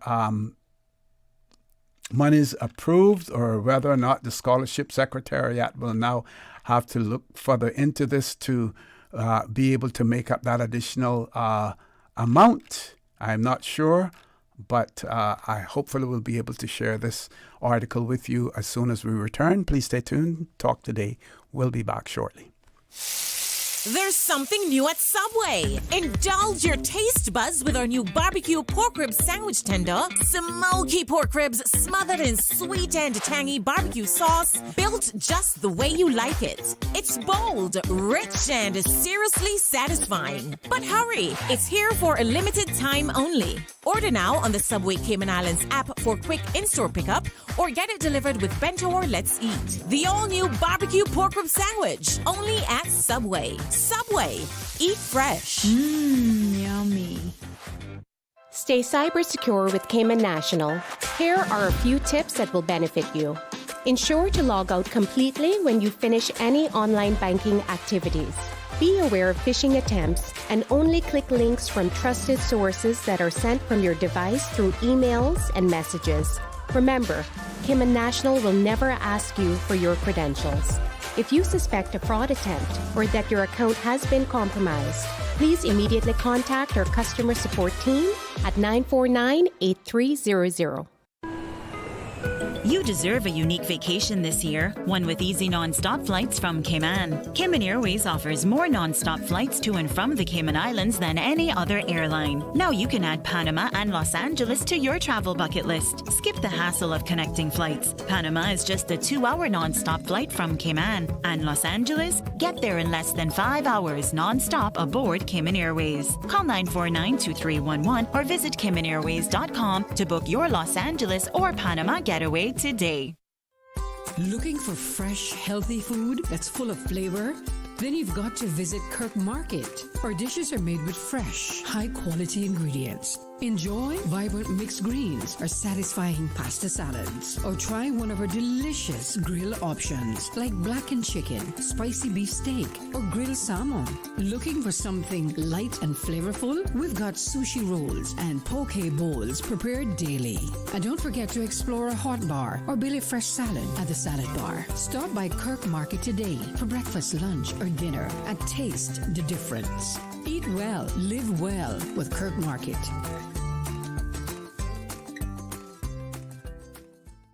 Now, more than ever, supporting your immune system is crucial to helping your body fight off illnesses like the common cold, the flu, and COVID-19.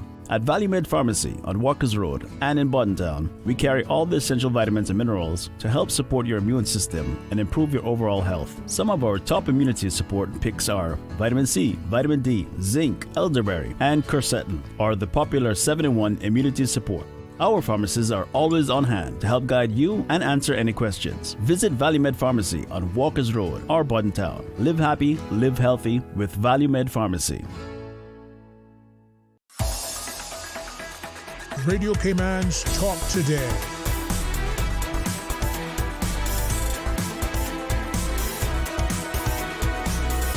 What is on your mind, Cayman?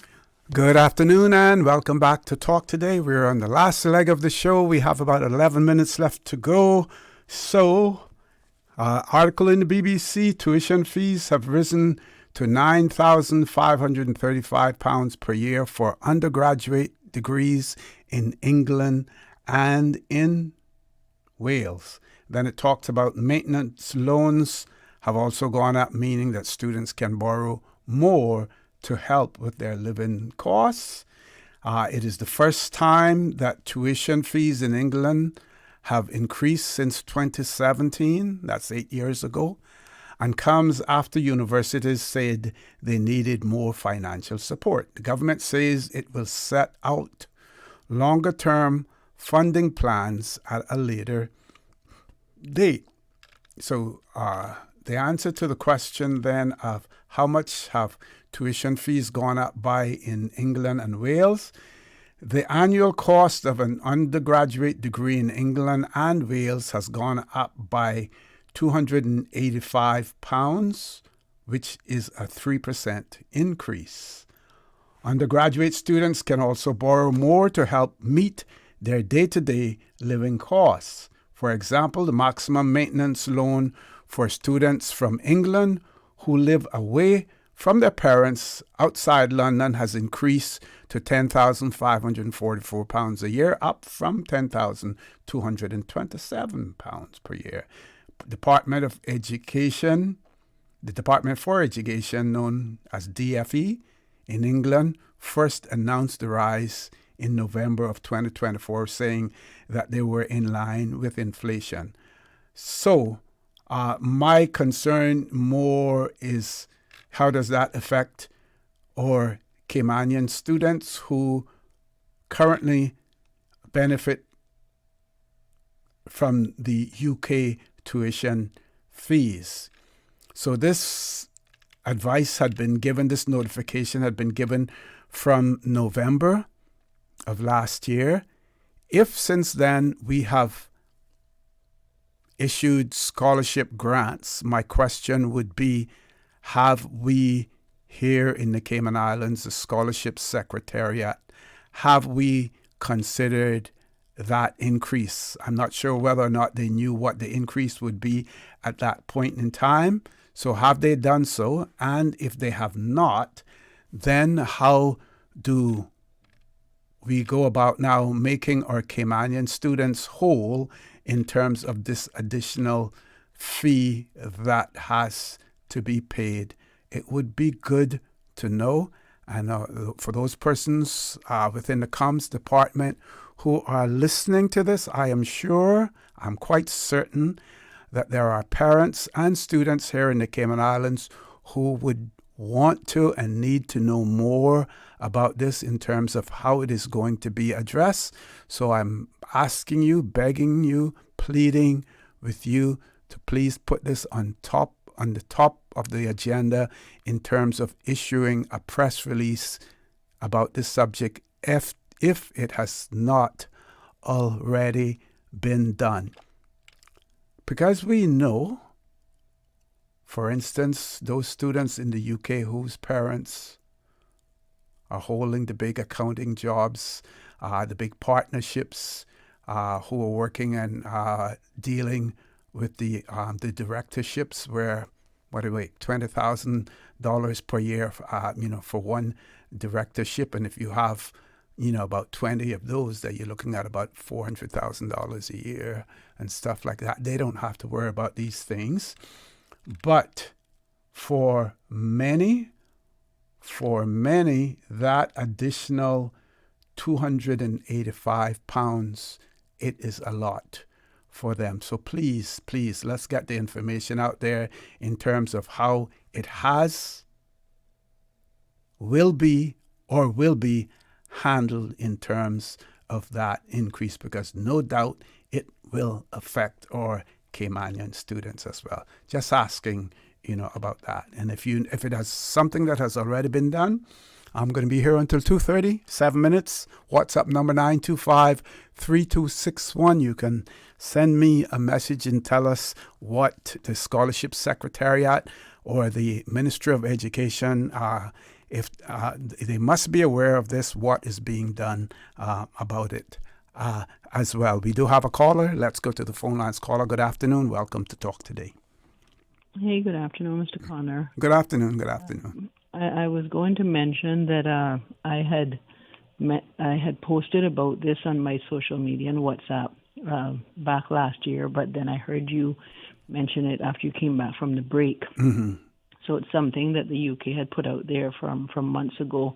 Now, I haven't seen a change. I did check some courses online from the UK, and I haven't really seen a change in fees yet for one or two particular courses, but they are online. So I don't know if the change will affect online studying from the UK.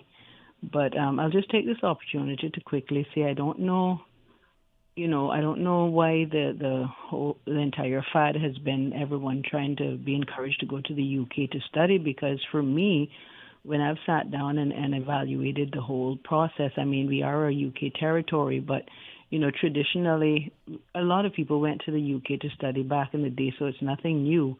But more people went to the US and Jamaica and, other jurisdictions that may be more affordable to travel to back and forth. And I think we may need to start looking back at that, because it is more, we have a lot of Caymanians who graduated from well-known institutions in the U.S., which are close to us, Jamaica and other Caribbean countries, that was more financially feasible. And I think that the UK is way further and more financially strenuous for families to send students to. But and it also depends on what you're seeking, your qualifications in. Because, for instance, if you're talking about studying law and you're going to be practicing law in the Cayman Islands, which is British based, then you certainly wouldn't want to go to the United States. The United States, yes. But you can go to Jamaica and other countries too. Well, speaking of Jamaica, what was surprising, you know that we are part of the University of the West Indies and we pay our annual dues, but yet we do not use up all of the spaces that are there for Caymanians to take up, despite the fact that we pay our annual dues. That is concerning. Yes, I'm glad you brought that up, because I had heard the same thing too. So it's good that came up at this time. But it's something government may want to consider encouraging students to do. And one thing I have found quickly is that it is and I've heard one or two parents say this to me. Their students get way up to the UK and they become homesick, and then they can't find the finances to come home on holidays as much as they would like to. And although I understand government offers two tickets per year for students to the UK, but there's a lot of different things to consider in addition to increase in fees that we might have to look at other measures. But I'll leave you with that. Maybe someone else is calling in, and I'll call another time. Thank you. Okay, thank you very much, caller, for that. Yes, when I was finished with high school, I would have gone to school anywhere. I just wanted to go. I just wanted to be off the Cayman Islands. Of course, that was in the mid-late 60s. I found my ability to travel. It really helped so much in those days to widen my horizons, for me to experience and to see more in terms of what was happening throughout the world. And I believe that today, many of our Caymanian students still relish that opportunity and seek to take advantage of it as well. Yes, there are those who are going to be homesick, and they get so accustomed to that home cooking, mama's cooking and everything else. That is understandable. But my advice would be to you, if you get an opportunity to travel, to see the world, to understand how the rest of the world functions, how people interact with each other, then we should do so. The other day, it might have been on yesterday's show too, I heard someone remark about the fact that the Cayman Islands, that we have become a melting point. I totally disagree with that. We have not become a melting point. The others, they're not melting, they're not gelling, with us. There's no melting point. We, are a conglomerate of various nationalities, but there's very, very, very little melting going on. So I would hesitate to use that terminology, the melting pot. We're not a melting pot. No, they're not melting. They're not melting. If anything, they may be freezing in place, but certainly not melting.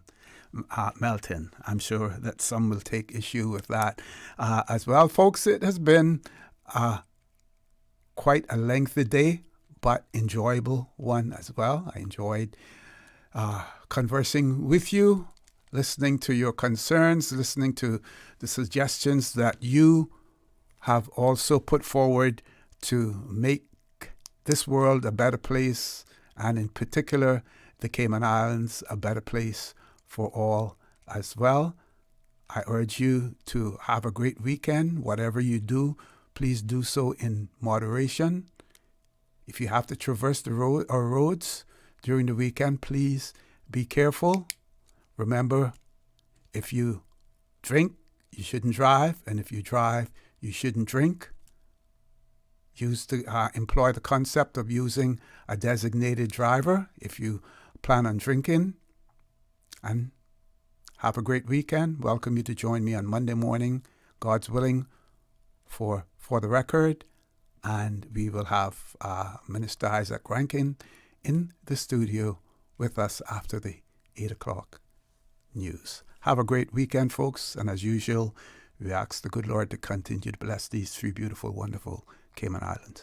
Talk Today is brought to you by Subway, open 24 hours in Countryside, Anderson Square in Georgetown, and Centennial Towers in West Bay. And by the Ministry of District Administration. Explore your history, explore your land, explore your sister islands. And Cayman Airways. Call them on 949-2311 to book your nonstop flights to Los Angeles and Panama. And Doctors Hospital. Peace of mind is important when life happens. Doctors Hospital, always there for you. Call 949-6066.